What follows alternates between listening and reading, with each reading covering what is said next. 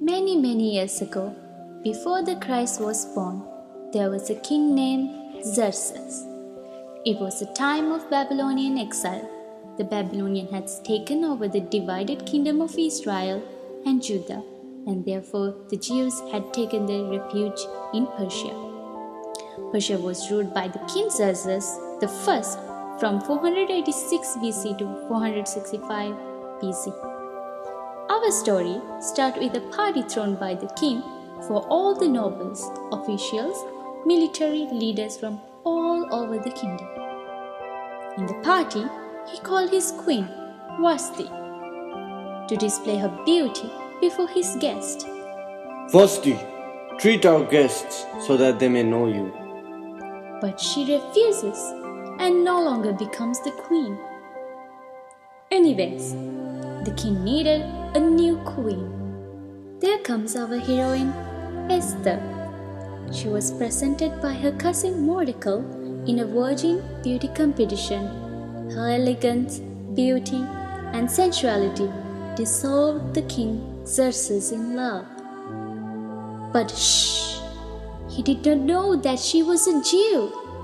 She was appointed the queen, and their love story began, only to find our villain, Haman. Xerxes, the king, honored him and had made him higher than all other nobles.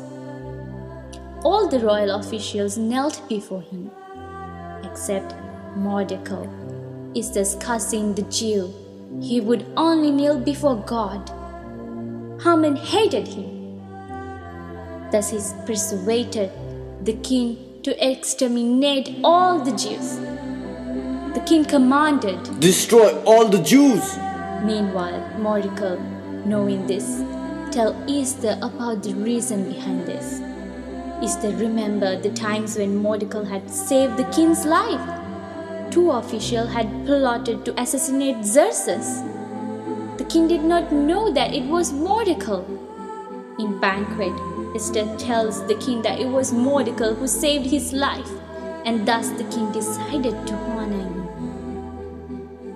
Out of everyone, the king asked Haman how he should honor a delightful man. Thinking that it was him who the king was delighted at, he says, "Place a royal robe around the man's shoulder and have the man ride on the king's horse."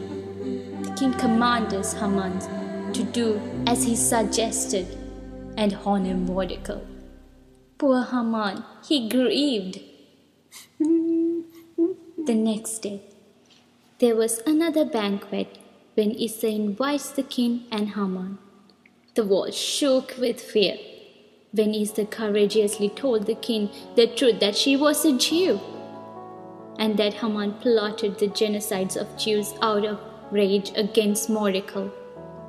The king got up in the rage and walked out of the room. Inside the room, Haman pleaded Esther for his life. King Xerxes re-enters the room and thinks Haman is trying to rape his wife. The king says, "Hang him!"